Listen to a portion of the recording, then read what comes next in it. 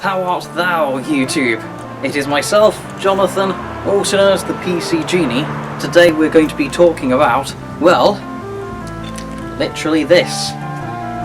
Basically, how anyone's skill at sort of spinning weapons and the general dexterity doesn't necessarily determine how good they are in sword combat, even in sort of any sparring or any context that involves fighting with weapons. It doesn't make a difference. Granted, it's a nice thing to do. It can help. I mean, for example, a few reasons I can think of that would be helpful to do this sort of thing would be, especially pre-fight. I find this useful when doing historical European martial arts, but could apply to other contexts as well. It's a nice sort of warm-up for the individual fingers. Some people sort of crack their knuckles and sort of do all of this and more of that, and of course that certainly works fine, but you know, doing a bit of this, sort of feeling gradually maybe a thumb index finger around here, through the various fingers, and just making sure you got those, you know, more supple and warmed up, so you're not going to twist anything, especially on fragile areas like the fingers.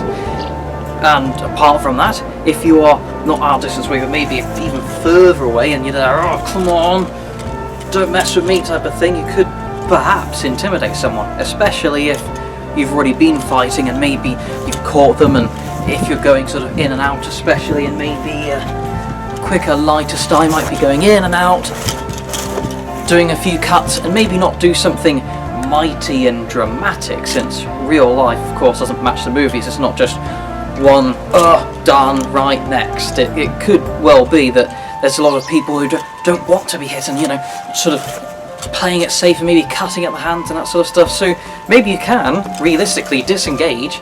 If you're quite far away, you can say, yeah, you know, come on, you shouldn't mess with this sort of thing. Hopefully not making an accidental slip like I just did there.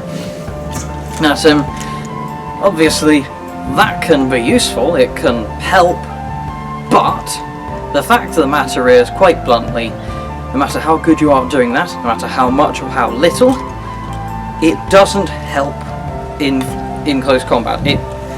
By that I mean it doesn't determine how good you are. I mean, obviously there's me doing that, and I'll show you a clip now. This is actually from years ago, so this is before I took up historical European martial arts or did anything at all. And I can honestly say, like when I went to my first ever Swords and Cider sort of event, I was rubbish, absolutely pitiful with weapons, despite the fact that I could still do all of those things. And yet now, although I do indeed, I haven't stopped, it's not a negative factor, I do still do this, and to be honest, it's probably related to the Asperger's syndrome and a bit of a tick or a habit. I literally don't even realise I'm doing it half the time, even though I did know then. I'm very aware in this video, but most of the time I'm not even noticing, so, you know, I'm not intentionally trying to show off or anything. It's more of a tick or a habit sort of thing, so apologies if I do that a bit too much for your liking. But yeah, as I say, it's nice, but if you ever see those movies or those videos, wow, impressive, this is what triggered it recently. I saw people going, wow, look at this, and there was a picture of a woman who is much more dexterous than I am, I have to say, really impressive, you know, sort of thing, complete showmanship, part of a circus act, maybe one person juggling, that woman doing all of that, spinning around with the quarter staff, and wow, you know, people could be amazed and, you know, held in just pure awe. At the same time, you know, that these people commenting and saying stuff like, you know, I'd hate to be the other guy, and you know, I bet she's really good at fighting, but no, probably they aren't, to be honest.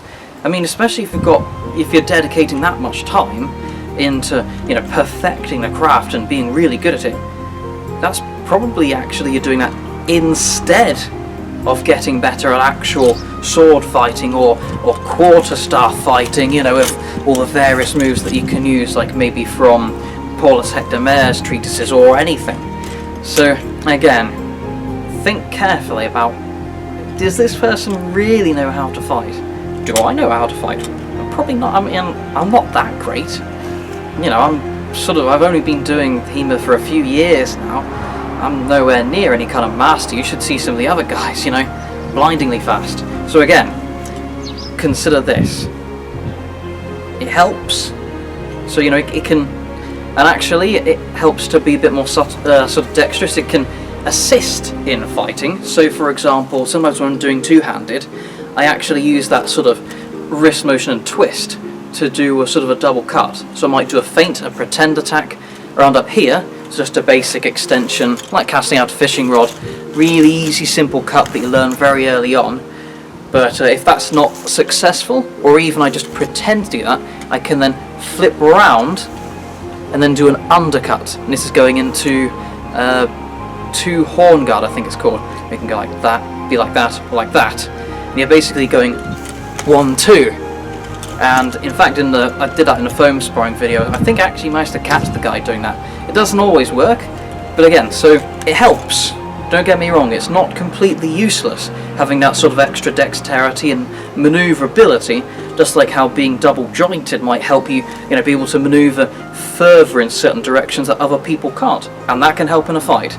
But never consider it to be the only determining factor in how good or bad someone is at fighting.